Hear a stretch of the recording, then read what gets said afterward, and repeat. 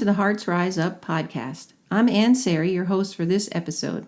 Rising up to life's challenges is hard work, especially in today's world with so much stress, chaos, and fear, all of which can pull us down if we let it. We don't have to let outer circumstances or others dictate how we feel and act or define who we are. Now, more than ever, is the time to awaken our own inner power, dig deep, and rise up to our best self, our loving, heart-centered, higher self.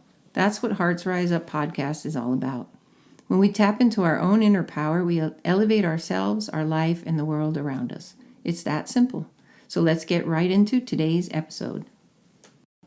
On today's episode of Hearts Rise Up, we're going to interview Larry Sims.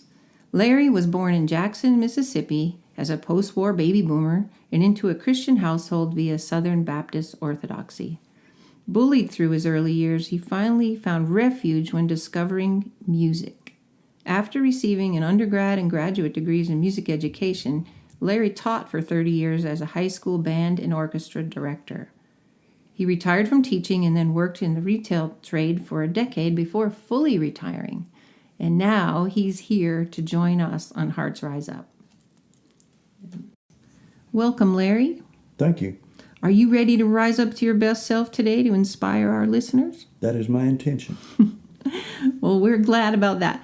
Can you share a personal mantra or a favorite quote and what it means to you and maybe how you've applied it to your life? Yeah, there's an old Cherokee legend that says that the grandfather turns to his grandson and says, "My son, there's a battle between two wolves inside us all. One is evil. It is anger, jealousy, greed, resentment, inferiority, lies, and ego. The other is good. It is joy, peace, love, hope, humility, kindness, empathy, and truth." The boy thought about it for a bit and then says, "Grandfather, which wolf wins?" And the old man quietly replied, "The one you feed." That is so true. It's what you focus on. Mm-hmm. Has that come in handy throughout your life in different areas? Yeah, it has. As a jumping off point in my bio, I grew up being taught Christianity. There were so many questions I had. There was a lot of confusion. I asked what I thought were good questions, got pretty inadequate answers, and at first thought it was, well, it's just me. I'm just a kid. What do I know? So I would try harder, study more, ask more questions. But as time went on, I never got satisfying answers. At the same time all this happening, I'm being bullied at school. I started school a year earlier. Was a little small for my age. And so I'm a sensitive sort. And so I'm dealing with that because I didn't do anything to these people, and yet they're doing these things to me. Mm-hmm. And at some point, those things, plus, I guess I should also say, I'm growing up in the Jim Crow South, and I'm seeing a lot of stuff about race and those types of things, and seeing, how that conflicted with what I was being taught. And all of that led me to a great deal of confusion. And then later, it turned to anger. And I stayed angry for several decades. It wasn't until my early 50s that I began to kind of dispel with that. Well, how did you do that? I guess I can remember thinking, and I think Wayne Dyer was the one that I picked this up from, is that the people who did these things that I, had heretofore interpreted as they did it to me, they were doing the best they could with their level of consciousness. And that helped a lot with dispelling the anger. So I guess that would be a big part of it. Mm-hmm. And when did you come across Wayne Dyer? That particular thing would have been around my early 50s. I don't remember exactly the source of it, but that's about the time I began to read a lot of metaphysical books and things about spirituality and consciousness and those types of things. So somewhere in there I came across that. Yeah, I think the lesson there is that we may have lived with decades of anger and stress, but it's never too late to rise up, to elevate ourselves, to raise our consciousness and learn how to deal with that and diffuse those things, and then be a lesson to others. Eckhart Tolle talks about the pain body, and almost everybody has a pain body. It's just whether or not you continue to allow it to affect your your present day situation. Well, I'm impressed with that story, and I wonder what role did music play in your turnaround? I guess at the source of the frustration is you're wanting to please your parents. You know, you're wanting to please these. Maybe if I act differently with the bullies and that kind of stuff, they'll leave me alone. And I have always struggled with, wanting to, how do I meet my needs and wants and goals and please other people at the same time? And so that was all a part of that struggle. But when I found my musical abilities, I was able to do something that internalized for me my own sense of worth. I did not have to seek an outside source. So I guess that allowed me the freedom to kind of move on. But as I said, there was still a lot of resentment there. But my studies of music allowed me to kind of move forward a little bit. Well, it's a wonderful thing. I guess that's why they call it the muse too. Correct. But you turned it into something that a lot of people who are young and love music figure they can't get a job with music or a career. But you pursued that. You persevered. Yeah, and I decided it pretty early. I remember in the when I was in the 8th grade, the junior high band director had auditions for student conductor. And I tried out for it, and we got just a little bit of time on the podium and conducting, just real rudimentary stuff. And I really enjoyed that, and I pretty much decided at that point that I wanted to be a band director. So the seed was planted pretty early, and it stayed constant. There was a little time in high school where I kicked around being a marine biologist until I found out they didn't scuba dive all that much. They mainly stayed in the lab. And I said, I don't want to do that. Yeah, the ocean calls, but Yes. you wanted to be in it. Yes. So one of the things about being a conductor and a band director is you're not just playing with your own music and your love of music, but you're bringing a cohesiveness to a bunch of people's talents. Correct. What's that feel like? Well, I've kept a lot of the letters and cards I've gotten from former students in the past, and one thing that's a constant is in their description of their time under my tutelage was they really connected with my passion. So that's just who I am and the way I've expressed myself, and hopefully others were the beneficiaries of that. And there are unique skills in running any kind of ensemble, and it doesn't matter if it's band, orchestra, chorus, or anything that's trying to achieve a group a goal. But the other side of that is band directing is very much centered on critical analysis, judgment, both objective and subjective. And so you begin to hear that's wrong, that's in tune, that's out of tune, that sounds good, that sounds bad. So I'm doing something I really, really enjoy, but at the same time, unbeknownst to me, I'm acquiring the skill of labeling everything and judging everything. And then it becomes, how do my judgments compare to this guy over here that's doing the same thing I'm doing? And I realized right after I retired, as long as you're in it, it's really hard to recognize that. But when I retired and I began to get more reflective, and as I've stated earlier, you begin to read things, and it occurred to me that was a person that needed those skills to do those things, but it didn't have to be who I was. Yeah. And that I began to kind of reassess that. The difficulty is that when you've been doing it for 30 years, it's real hard not to do it anymore. Yeah, hard to turn it off. It is. It was easier when I was by myself, but if I met up with a couple of other guys that were still band directing, we were meeting for coffee or something, and they would start talking, I was right back in that place.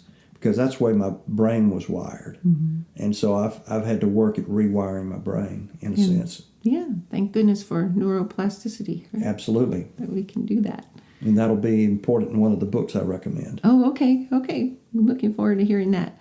So one of the other questions I had about the being in the music zone, like you just mentioned, one of the detriments of being the conductor is that you're analyzing and also evaluating. But how about when you're playing your music for yourself? How does that elevate you? Everything around you disappears. It's very Zen-like, quote, in the zone. And there are, if you're lucky, you have moments where it transcends the technical demands of the moment, what you're playing, whether or not you're playing fast, slow, loud, soft. You begin connected to this thing that's happening, and it's exponential. Other people are having the same moment, and it builds on itself, and so you can have some truly inspired moments of music making in those situations. It's rare, but it does happen. Just like when And it's rare because it's hard. it takes talent. It takes talent and work, hard work. Right? It does. And a friend of mine said something one time, another band director. He said, when you're really struggling to play your part, the technical bands or such, he said you become very egocentric, and it manifests itself where you see players get closer to the music because they're concentrating so hard and they're thinking about it. At those moments, it's impossible to listen across the ensemble, match pitch, blend with other instruments because you're just so egocentric. When you can transcend those technical demands, that's when you begin to have these more inspired moments. Wow. I never thought of that. So the next time I hear a symphony, I'll be thinking that way, how hard it is for them all to focus and be in the same place. Well, at that point, the level of expertise is so high, they have no concerns about that. So they are able to really, truly listen to everything that's going around them. Yeah, and then the whole audience is transcending. Absolutely. It's an amazing moment. Yep. Well, is there any other, you mentioned several challenges, was there any other challenges or times in your life where you encountered something that you just doubted yourself or were conflicted, and how you overcame that? I have two or three that I'll recount real quickly. My last year of teaching, in the fall, we had a class first thing in the morning, and in Gwinnett County High School, first period starts like at 7:10. And it was all ninth graders, and we were on the block schedule, so we had them for 90 minutes. These kids were so far behind where their development should be. And I thought, okay, well, I'll try something else. And I would lower my standards and make things easier for them. And it just seemed like nothing was working. And I was very frustrated. And I called my dad and I said, I don't know if I can make it to the end of the year. This is so difficult. And he encouraged me to stay with it, and this kind of stuff. And I remember hanging up the phone, saying to myself, Sams, why don't you just quit complaining about it and teach them what they don't know? So I had to go through about a month of struggle with accepting the way it was, not the way I wanted it to be. And consequently, I did some of my best teaching ever. Wow. So that's one where I learned to quit resisting and just deal with what was. I used to have pretty bad road rage. I don't mean to the point where I was ramming people or running people off the road, but I just get angry. And I was talking to a friend of mine on the phone one time when I was having it, and I think I said something about, I really don't like being this way. And she said, well, the way you can stop that is just raise your awareness level. And so I didn't really understand how that would work into it, but sure enough, I got angry one day, and about a minute later, I thought, you did it again. And then the next time it happened, it was only maybe 30 seconds later. Your awareness was right there. And then the next time it was 10 seconds, and finally I was able to preempt it. So that was proof to me of how raising your awareness can affect things. And the other one is, as I began to read books and start meditation, I felt like I was in a really good place. But it's illusory when you are by yourself. You begin to discover the chinks in the armor when you get in a relationship. Mm-hmm. Marianne Williamson says, I think in Return to Love, says that relationships' purpose is to help us discover our woundedness, mm-hmm. which I think is really good. Mm-hmm. And as I've started in a relationship 4 or 5 years ago, I had been by myself, single, for a good while, and thought, hey, I'm in a really good place. But when I got in a relationship, it was a real struggle. But it's also afforded me some great opportunities. Mm-hmm. Opportunities to grow and Yep. become more whole. And Correct. beautiful. So those are some wonderful lessons learned. And now how about all of those had an aha moment, but have you had any other aha moments that you've had recently? The one that springs to mind is one that was last spring, I believe it was. Where I live, there's a small lake. It's a small lake or a big pond, but I like to go there and meditate. And it was one spring day. It was kind of warm, and the bench I was sitting in was about 10 yards off the shoreline. I looked down, and there was a fish, about a pretty big fish, in the shallows, and just sitting there, tail moving slowly. And I was just observing, and that's what I like about being in nature is mm-hmm. just observing. And at some point, the fish began to stir up silt. And I thought, I wonder why that fish is doing that. Maybe it's stirring up food. And it hit me that that's what we do as humans, is we go from observation to getting in our head mm-hmm. and intellectualizing something mm-hmm. and analyzing something instead of just observing it. And that's what gets us in trouble. Yes, sometimes. Absolutely. Right? And we do it so seamlessly. Mm-hmm. That was the other thing.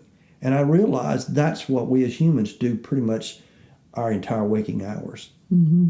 Unless we're just really raise our awareness. Yeah. And I wonder if there's a way to do both and stay in the moment, but still be able to intellectualize. It must take a lot of discipline. I'm sure it does. Do that. So where are you today? What are some things that are exciting you right now in your journey? I'm improving my ability to see things as they really are. That's gotten much better over time. So I would say that would be the biggest thing.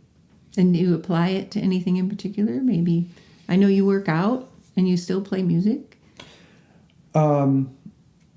There's days, and Carol knows about this too, as you go to the gym and you have certain goals, and sometimes your body says, nope, not going to do it today. Uh-huh. And you have to accept that that's the way it is. It will change, and you do what you can that day, and then you come back the next time and progress from there. That is wisdom, definitely, instead of hurting yourself. Or beating yourself up. Yeah. And, I have to remind myself occasionally in those situations that nothing moves in a straight line. Tell me more about that. Well, when I first met Dr. Harefield and talked to him that I mentioned earlier before we started, I felt like I was making some really improvements. And then there was several months where nothing I felt like was going on, and I called and talked to him, and he said, the universe will only provide you what you can absorb. And you have to allow that process to take place before something else can move on. And so same thing in the gym. You have to accept it as it is, and that there will be at some point some other growth. Yeah, I can relate to that. That's good insight, because I know there's been times when I'm trying to learn something and I keep asking the teacher for more, and they say, not yet. You're not quite ready. Just keep working on what you've been doing and perfect that or master that first. Right. So, great. Okay. Thank you. And so what about your future state? What do you see on the horizon that will elevate you even more beyond meditation and working out and music? One of the things that I want to see, and am somewhat successful, but just not consistently, is working on staying in a state of raised awareness for longer stretches of time. It's pretty easy for me to meditate and get where I want to be. Then you get your keys in the car and you go on down the road and you start doing errands and you get out of that state.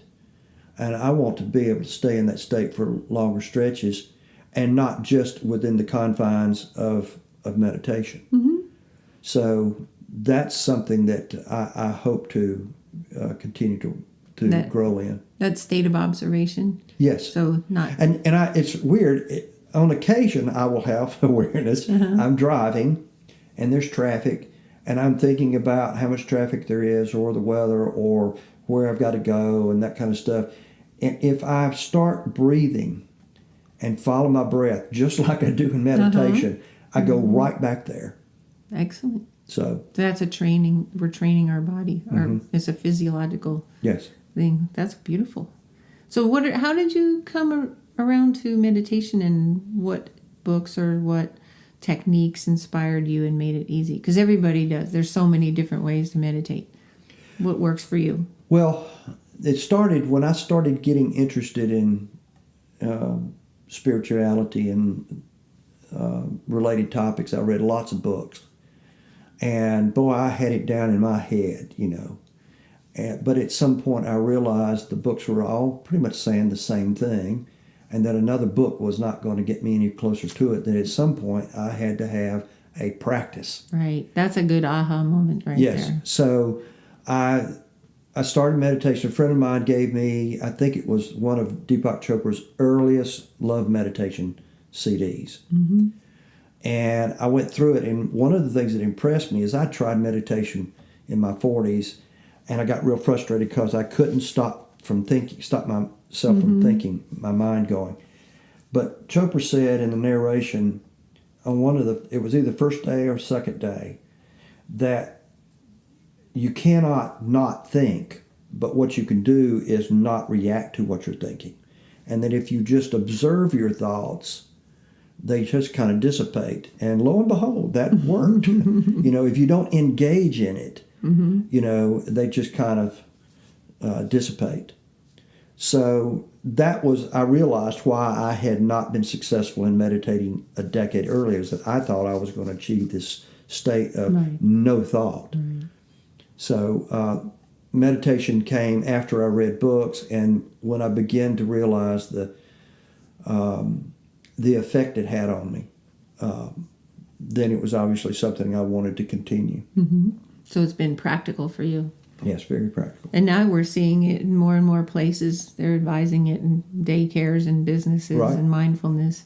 So I think it's a good sign. Absolutely. And everybody has a different way of doing it. Right. But what you said for your technique related back to the story with the fish and engaging. Right. So just letting it pass through. And I've tried a lot of different meditations. I've done guided meditations. I've done breathing meditations. I've gotten mala beads. I've done a whole bunch of stuff. But the one I keep coming back to is either breathing or observation. Go in nature, sit at that lake, and just observe. And that works for me. Yeah. That's beautiful. I can relate. I'm a photographer, and nature does that for me. It helps me. That's one excuse to do the other. Right. So what else is on your horizon? What would you like to achieve in all of the reading and the practice that you've done? What's your day-to-day goals? You said no more anger. So that I think I've pretty much laid it out, is that I want to stay in a state of raised awareness more often. I want to be observational, and I want to apply that to as many areas of my life as possible. Beautiful. So would you share some more of the books that inspired you, or if there's another, like the Deepak Chopra techniques? I have 3 books that if someone asked me what are the top 3 books you've read in the last decade, one would be Breaking the Habit of Being Yourself by Joe Dispenza, which I just love that title. It was Dispenza's second book. His first book was pretty high on the neuroscience. But this one is specific in that it talks about how to change your behavior specifically. And he says, you hear the phrase, you can't teach an old dog new tricks. And he said, that's not true. He said, you can build new firing synapses to the day you die, but there's a process by which you do it.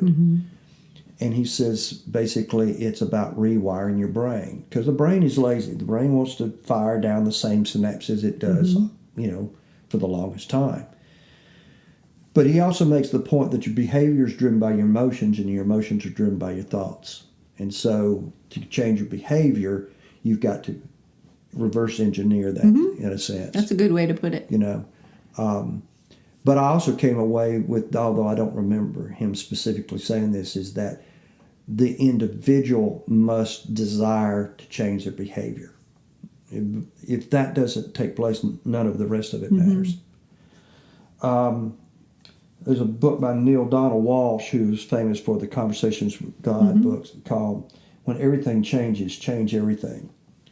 I did not realize it, but the book lays out, he was homeless for a while. And, he talks about how that big change, affected him and everything. So that was a really good book. And then another one called Power versus Force by David Hawkins. It's about kinesiology, but it's also about the determinants of behavior and how that manifests itself in kinesiology. What are your thought processes, and how that might affect, your physical structure and reacting to, resistance. And I found it a fascinating book. Yeah, that's a whole nother topic of resistance, and we might have some podcasts on that. You might have to come back about that. I would be happy to. I've heard several people talking about that book, actually, and even in college courses that are recommending that. Well, what else can you tell us that helps you feel grounded and centered? Being in nature is a big part of it. Deep breathing, like I had alluded to before, those are the things that really do it for me. Do you have any other practice like yoga or Tai Chi or anything like that? No, but I do strength training, and that can be very Zen-like. Because you're using the breathing. Well, not only that, but when you're about to squat 250 pounds, there's a lot of focus going on. Yeah, I can't even imagine. But mainly the deep breathing and being in nature. And I've missed, with all the wet weather we've had since fall, I've missed one of my favorite things to do at fall is to go sit at that lake and watch the leaves fall. I love to watch the leaves fall and watch the variety of how they spin to the ground. And that occupies me for an hour. It slows time down. It does, absolutely. It really does. So are there people in your life, you've alluded to your dad and the advice he gave you, but are there people in your life that haven't liked the changes they've seen in you? Yes. I had a student when I was teaching that as an adult he became a band director, and he asked me for help, and we became friends as adults.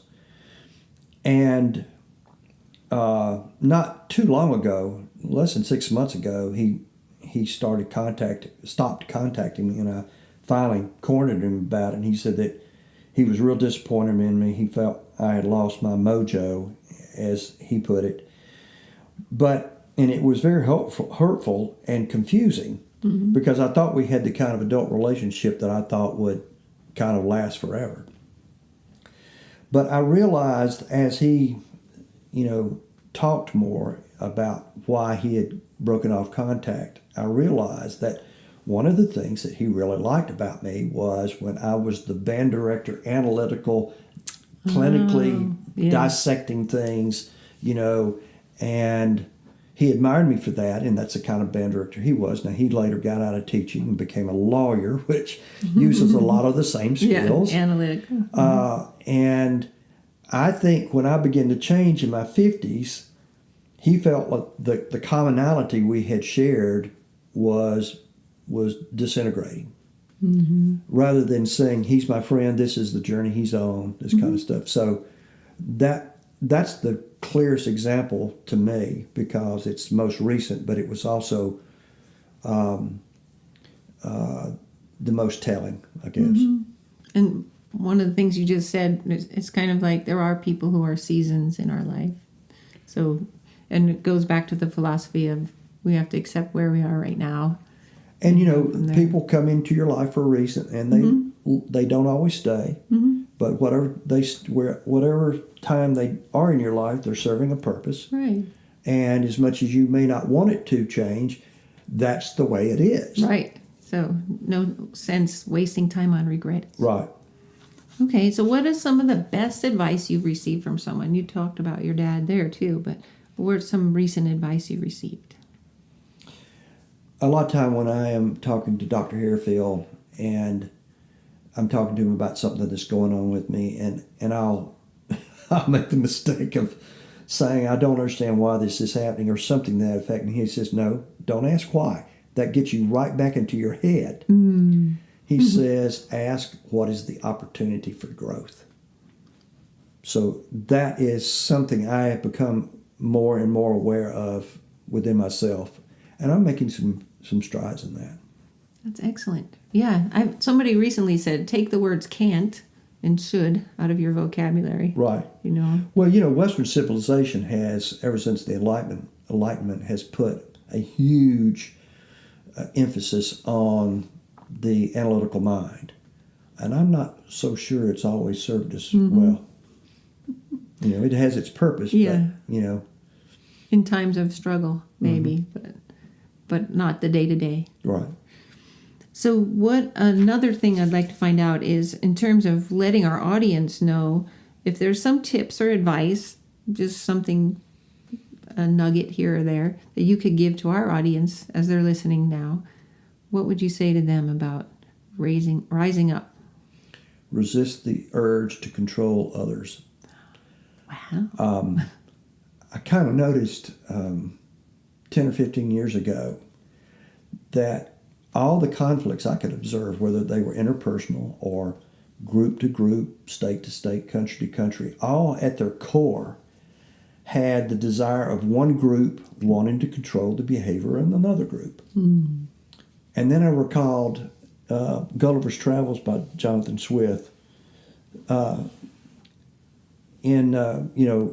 is washed ashore and tied down by the Lilliputians, and he finally convinces them if they'll let him up, he'll help them, with things. And so they let him up, and he clears vast swaths of land for agriculture. He dredges their harbor, and he's summoned to see the king, and the king is saying, you're our new secret weapon. We're going to use you to help us defeat our arch enemies, the Bluffascuans.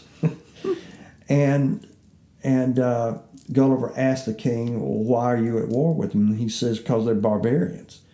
And he says, well, what makes them barbarians? And he says, because they open their eggs from the large end, and everybody knows you open your eggs from the small end. Now, keep in mind, this is the 17th century being written. So I really pretty much, if you're observant, that's the source of all conflict. So if you can resist the urge to try to control people, and be aware when you are doing it. That's the other thing. You'll be a lot happier. That's a very good philosophy. We could all do. Okay, if you were to leave this earth today, what would you most want to be remembered for, Larry Sims? That I ended up farther down my path than where I started, and in the process discovered the real me. And that's excellent. That's excellent. Well, we're so happy the real you showed up today for our podcast. And we will leave you, audience, with these words of wisdom from Larry. And please join us again next time. Thank you, Larry. Thank you. Hey there. Before you go, we hope today's show inspired you to awaken and unleash your own inner power to elevate yourself, your life, and the world. Please leave us a review on iTunes because those reviews are important to our show. And we'd love for you to subscribe to our show and share this episode with others on your favorite social media channels. Finally, are you rising up to your best self every day? Let us know more by reaching out to us at www.heartsriseup.com.